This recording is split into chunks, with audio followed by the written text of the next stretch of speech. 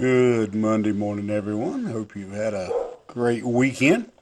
And if you want to take your Bible this morning and follow along, we'll be starting in the 19th chapter, beginning in the 8th verse.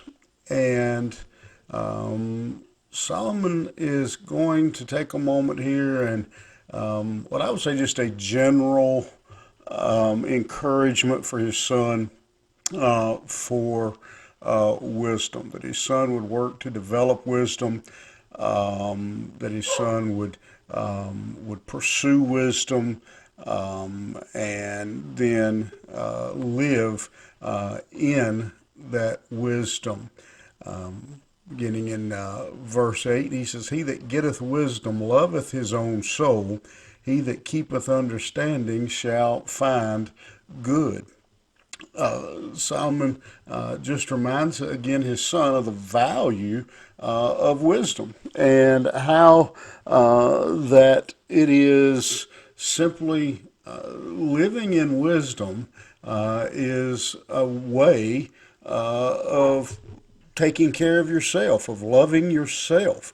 I think all of us have witnessed, have experienced the damage that can be done when we fail to live in wisdom. That foolishness is dangerous, and so Solomon just reminds his son that wisdom is just a matter of seeking wisdom, trying to live in wisdom, pursuing godly wisdom, is the parallel to eating healthy. It's the parallel to avoiding drugs. It's the parallel to not driving drunk.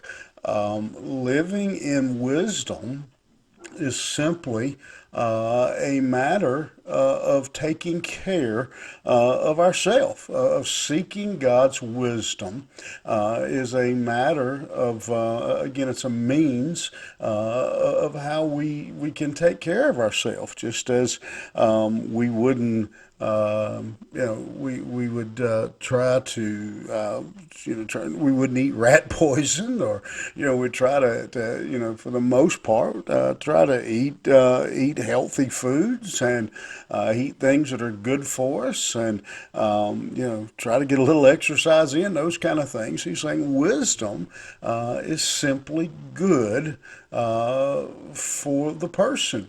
And then logically, obviously, the lack of wisdom, failing to pursue wisdom, is bad. It's dangerous. It's risky when we ignore the wisdom of God.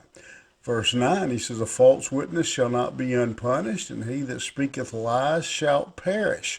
Again, just Solomon's just it'd be interesting, I think, to have been sitting on the sidelines watching Solomon give this wisdom. Sometimes it seems like he just kind of, he has a thought and he goes over here and he goes over here, and that seems to be the case here. As he tells him, part of that being wise is that a wise person is honest.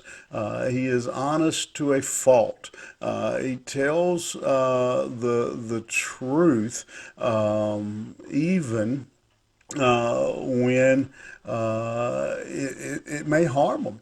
They always will tell the truth, because if you don't, he says, you will suffer, you will be punished for failing to tell the truth. Delight is not seemly for a fool, much less for a servant to have rule over princes. Boy, this is a good one. It's too late now, but this was a good one for the election season. He's saying, be careful. Some people are not fit to serve. He says, some people are not qualified. That they don't, for a servant to have rule over princes. He says some of them are just they don't uh, they shouldn't be in authority. They shouldn't be in charge of anything. Some of them are just made to be servants. They shouldn't be rulers. That's again good piece of advice about 2 weeks too late, I guess. But then he says in verse 11, the discretion of a man deferreth his anger, and it is his glory to pass over a transgression. Be not patient is not the word, and not even really necessarily forgiving. Some whatever is between patience and forgiveness, that we don't just immediately we put off our anger, that we don't have a short fuse. A man's discretion, he defers his anger.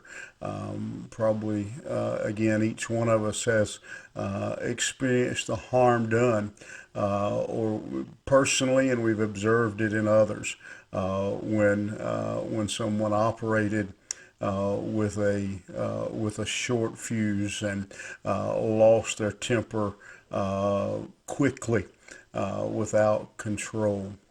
In verse 12, the king's wrath is as the roaring of a lion, but his favor is as dew upon the grass.